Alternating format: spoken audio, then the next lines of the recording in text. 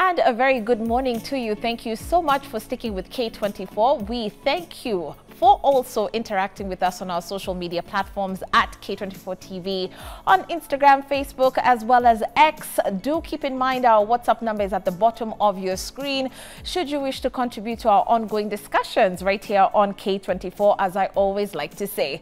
Shiko Kaitani here with you for another social hour. We are jumping into family and society issues today. As we always do on Thursdays, we love to discuss relationships. We like to talk about personal development and so much more. Please be sure to follow some of these conversations that will be uploaded on our YouTube platform. And of course, go ahead and DM me and give me some of your feedback. Catch me as at Shiko Kaitani, which is SHIKO KAITTANY.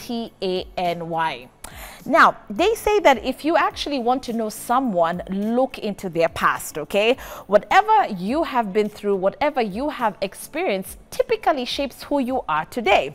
And that's why it's so important to deal with what we call childhood traumas, as they tend to rear their ugly heads when you become an adult. Now, today I would like to challenge you to deal with those traumas and, of course, recognize the social, emotional problems that have weighed on you. We want you to talk to us. We want you to listen into this particular conversation as I host the certified consultant clinical psychologist, as she calls herself, Valentine Kadambi. Hi. Hi, Shiko. How are you? I'm good. You know what? She's doing such amazing work on social media. You are big on IG. I'm growing. You're I wouldn't growing. call myself big. I'd say I'm growing. Yeah. And I'm trying really hard because I feel with mental health, you remember when HIV first came in and the stigma that was there and the misunderstanding, I feel like we're there with mental health. So I'm fighting hard to advocate and to teach people to have a deeper understanding, because once you have a deeper understanding of it, I feel we'll be more embracing of it. Yeah, we'll stop treating it like, I don't know, like leprosy of some kind, and see that it's a disease like any other, and in the mental health world we say you heal the mind, you heal the body. Absolutely. A lot of the physical ailments we experience in our bodies stem from our minds, and as we talk I'll explain more about it. But I mean, because you know that is really the core of what you do. Is this stemming from personal experience? For those who actually don't know about you or follow you on, on social. Yes, it is. Starting from childhood, I experienced a bit of trauma when I was 5 years. Okay, not a bit. I experienced trauma when I was 5 years old, in the hands of a house help. So she'd tie me up, throw me in the bathroom, and lock me in the house and go away. So one of those, my mom has always been, actually both my parents have been very involved. So mom had a tendency of coming home over lunchtime to just check on us. So this specific day, the help stayed out longer than she used to, and mom found me in the bathroom. Doors were broken and all that. So what led to that is I was generally a hyper child, but what I noticed because my parents are holders and they keep all childhood records. So when I look at my records from my report forms, the constant thing was Valentine is very smart. She just needs to learn how to concentrate. And that followed me all through primary, all through high school, and a bit of uni, struggling to be able to sit still enough to focus on what I need to do, struggling to do my assignments, because also again in childhood I had a health condition that rendered me like a leper. So I had warts all over my fingers. Children can be mean, so no one wants to associate with you and things like that. So school became for me, it was not my happy place. Then so dealt with that. So later on is when we got to realize what I had was ADHD, attention deficit hyperactive disorder, and I'll talk more about it in relation to trauma in children who suffer ADHD. And then in 2017, I also between 2013 and 2017, I went through a very traumatic experience in my relationship, then marriage, and the first year of my child's life. Yeah. So 2017 was very hard for me. My marriage was failing. My child, we spent that whole year in hospital with my son, and I could tell because of my background, my undergraduate was in sociology, which ties into psychology. Right. I could tell I was not okay. I could tell things were changing in me. I generally am an early riser. I used to sleep a lot. Right. I used to have major anger outbursts. I'd become very emotional. I'm not a crier kind of person, but now it had become, I used to cry a lot. Yeah. I developed suicidal ideation. So it was really, it was hard. Yeah. And what was interesting is my mother is also a therapist. So it also took time for her to pick up. You know, when it's close home, then it becomes hard. Yeah. But that journey became especially hard for me because getting a therapist was hard. I can imagine, yeah. I'd go into rooms where I had instances of therapists telling me, no, you know, you need to fight for your marriage. I was married to an abusive person, and my son almost died in the process. So telling me to fight for my marriage is, and you see, it's a culture thing. It is. And I'm sure we'll talk more about it. Yeah. And then also, so I'd have that, and then I'd also have instances of therapists who would be dozing during therapy sessions. Oh, wow. Yeah. Yeah. The therapy sessions were not conducive. Yeah. There's didn't work out. Yeah, there's a science behind how Yeah. a therapy room should look, how it should be arranged. And for me, I felt no. I mean, I'm one person who knows what's supposed to be going or happening in this process. What is happening to the many others who don't know? That's the thing. Right? So they're not getting adequate help. Yeah, yeah. So I finally got help. And during that process, towards the end, when you're doing now future planning, so you've dealt with your past, you've dealt with your present, and now you're looking into the future, there's something we call letter from your older self. Okay. So look 10 years on, and that person 10 years on is describing to your current self what is happening in your life. Okay. And that's when the light bulb moment for me, because we do the whole spectrum, physically, biologically, mentally, spiritually, career-wise, financially, where are you? Okay. And when I got to the career bit, interestingly, I was in advertising. But for me, at that point, it clicked. Yeah, that this is what I should be doing. This is what I should be doing. Wow, that is such an amazing story. Thank you. And I mean, you know, big up, because for you to emerge and just get out of that particular slump, if I can call it that, to be where you are, it's just, I mean, it takes a lot. It takes a lot. Thank you. But getting us back now to, obviously, the discussion about trying to define what childhood traumas are, because sometimes it could be a very foreign term, yes, to people, and wondering, what do you mean I had traumas in my childhood? Because people would think, oh, did you mean I had an accident? Did you mean something major took place in my life, catastrophic? But no, there are not those, there are no incidences, but it seems like it's a silent thing that creeps up on people. It is. So we are a sum total of our experiences. That starts not just in childhood, but in utero. Yeah. So from when you're in your mother's womb all the way to where you are today.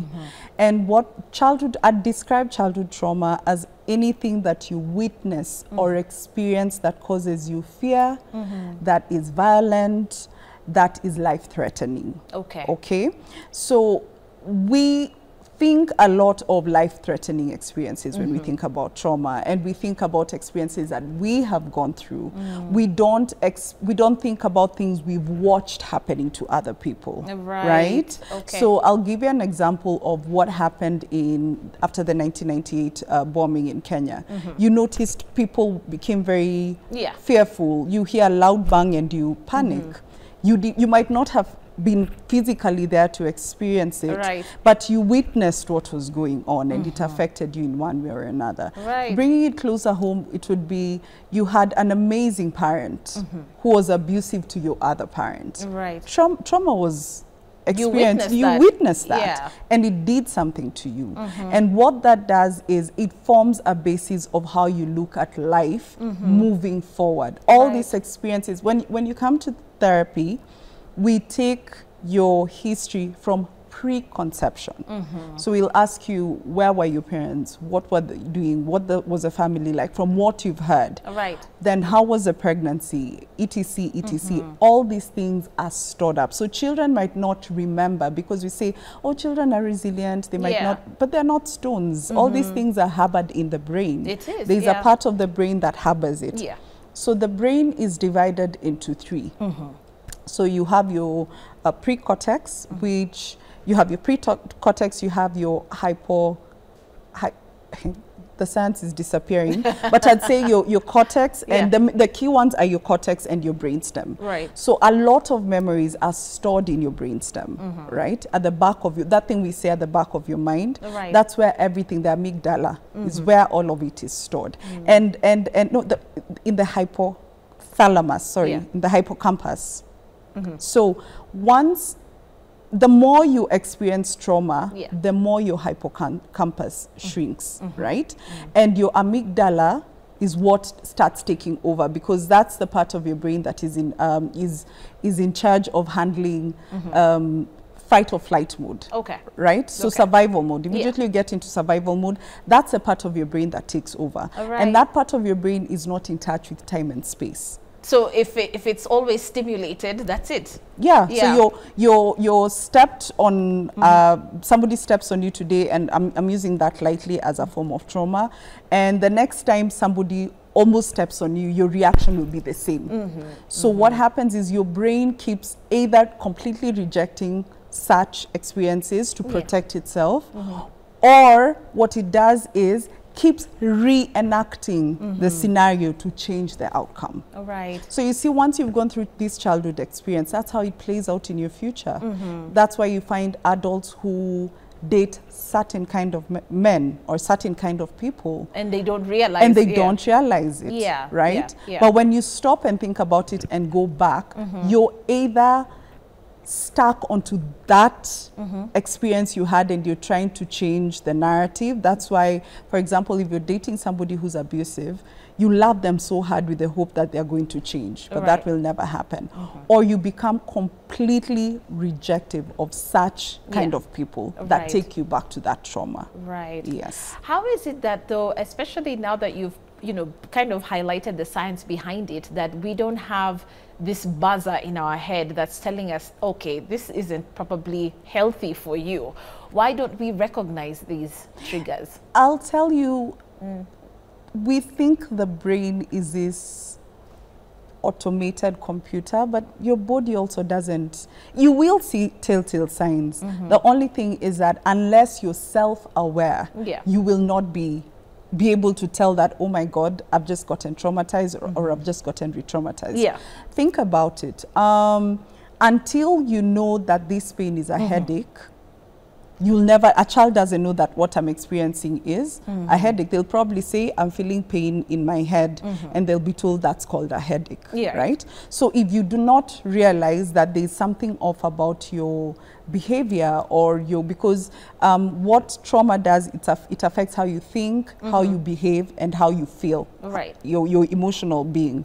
So if you're not aware of the fact that there's something off about how you're behaving, you know, then it becomes impossible for you to seek help. A lot of times it will be pointed out, or you'll keep showing up in hospital with certain conditions, and either there's no cure or there's no correlation with what is happening. You're tested and there's nothing. And you just can't put your finger on it. Exactly. Or you can't keep a job, or you can't hold a relationship together, or you're permanently finding yourself in abusive relationships, or you're constantly a people pleaser and you're not able to say no. So unless somebody or multiple people point it out to you, then, because these are not things we're taught in school as well. And then what's our first reaction, though? You know, sometimes even for me, I've been I've been told this, the defense mode. Because if you're noticing that there is something about me that's a bit off, maybe let's say, for example, I'm a people pleaser. I just don't know how to say no. And you pointed out to me, it's like, why don't you ever think of yourself first? I'll be like, but what's wrong with that? Yeah, because we've been made to believe in a certain way. We've been made to look at society. Culture plays a very big role. For example, we do not realize that black tax, when it's forced upon you, is actually a form of abuse, right? The society has made us believe that it's normal. Yeah. Your parents take care of you, then you take care of them, right? But until you see the why, it starts making sense to you that this is actually affecting me, and it starts affecting your day to day, where you start being crippled in certain areas of your life. That is the only time then you're able to try to seek out and get help. For example, I'll use black tax again. When you get to a point where, because of all the family burden you have, you're not able to meet your own bills or even take care of your own children, then at that point you're like, this is just not becoming too much. I need to take a hold of it. And you see, at that point is when you'll be able to be told, actually, you have probably been made to believe that unless you do this, you cannot receive love from your parents. Which is so wrong. And I mean, that goes out to everybody who has this whole pressure that if I don't build Ushago, like, I'm going to be cast. Exactly. Yeah, and you're literally killing yourself because you have to please your parents. Yes. And let's just build up a little bit more on these cultural norms that kind of tell us, or, you know, socialize us to think that it's okay. Something very simple that I've noticed that people will talk about, but maybe, you know, will brush it off, is the fact that they didn't feel that they received enough love because of favoritism in the family. Something as simple as your sibling being the favorite child was traumatic for you. Yes. And that's not something to complain about. I mean, come on. Like, seriously. But there's a lot of people with so much anger towards their parents because of selecting one child to be better than the other. Exactly. Yeah. So culture, and especially the African culture, has made a lot of things that are unhealthy look healthy. Yeah. For example, what you're talking about, favoritism of one child. Yeah. Right? The firstborn being brought up in a certain way to be parents to them. So this firstborn is never really a child because they have to take care of all their other siblings. What else? Inheritance. Inheritance. Yeah, inheritance is a big issue. Is a big issue. Yeah. Abuse within the home. So men are not abused. So you as a man, why are you speaking up about the fact that you're being abused? Right. Men cheating is the norm, right? All men are like that. Yeah, Kwani, see, your dad was like that. Even your uncle, even your grandfather had many wives. So a lot of cultural practices are now, we are in our generation where we are questioning a lot of things. Don't forget that our parents, now I assume like the baby boomers, and why we say the millennials are a special lot, is we were brought up by parents, one who grew up during the colonial era. Right. So that's already a form of trauma that they experienced. Right. Most of them did not get to experience their fathers because they were out fighting for the country. Okay. So that in itself, for the child, that is interpreted as rejection from the parent. And then you have your mother who is on survival mode because you don't know when your husband is ever going to come. You have 1,000,001 children that you need to deal with, and so on and so forth. So we were brought up by parents who already were coming from a point of trauma. Then add on the cultural aspect. Okay. So these were also the first lot of parents where both parents were working. For most of us. Right. So again, changeover of culture, looking at things differently. And then now you bring in millennials who are trying to figure it all out. And then in figuring it all out and seeing this is what they were made to believe is normal, they are now transitioning into the global setup because of the internet and all that, where they're being told, actually, no. There was nothing normal about some of the things you went through. So culture, I say especially in Africa, when I talk to a lot of women who are in, say, abusive relationships, the common conversation is, does he provide? Are you sleeping hungry? Are the children being fed? is he beating you? Because we assume physical abuse is the only form of abuse. Right. Right? So, and when you come out and say, yeah, but he wants to control me, he wants to control my money, you don't realize that that's a form of emotional abuse and financial abuse. But everyone is like, no, but he ticks all the boxes. Yes, he ticks all the boxes, and you're the woman, you're supposed to submit. So part of submission is having him have control of everything. Money. Exactly. You'll have instances where male children are preferred to the female children. So you find a lot of women who are in a lot of anger because they were forced to step back so that their younger brothers could continue with school. Correct. So as this mother is coming into a home where they have daughters, they're again on survival mode. Why? They're trying to make sure that their children, their daughters, do not go through what they went through. Okay? And girls who get pregnant early, the man continues or the boy continues with his life. Correct. Because it's the role of the girl. You're the one who carries the pregnancy. It's your role to take care of the child. I mean, mama. So life comes to a standstill for you. And then now moving forward, you end up with a mother who does not want to see you anywhere near boys, lest you greet them and get pregnant. I like that. Right? Because of what she went through. Because of what she went through. And all these have a cultural base, if you look at it. Women are the weaker gender. There's a certain way society is supposed to operate. There are certain careers that are meant for women and some that are meant for men. Men are meant to be doctors.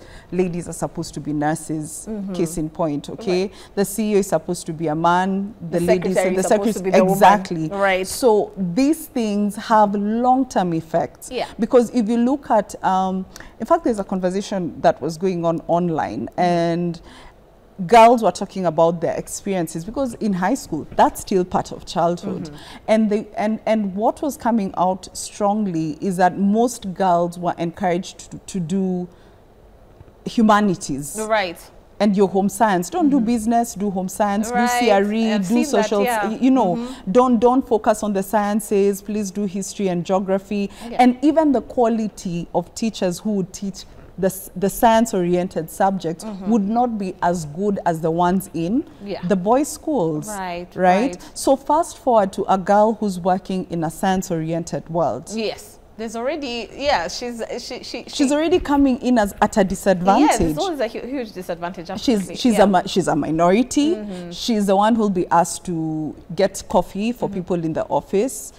She's the one who, like for example, in the medical sector, you'll find maybe most of them will be pushed towards pediatrics. Of course. You know, so that because I mean more women are good enough to take care of children. Right. Okay. So culture, oh my God, I could go on and on. Absolutely. I could go on and on and on and on. But it sounds to me like there's a systemic issue there, because, you know, it's not just one individual, it's happening generation after generation. And there's always something popping up that now again forms or shapes how the next generation thinks.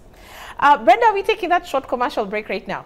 Okay, so in the next 3 minutes, I really want us to actually talk about how people have coping mechanisms around their traumas. Okay. So we're going to take a short commercial break, Kadhambi, but yes, in those 3 minutes, what do you typically see from your professional perspective, how people are coping with their traumas?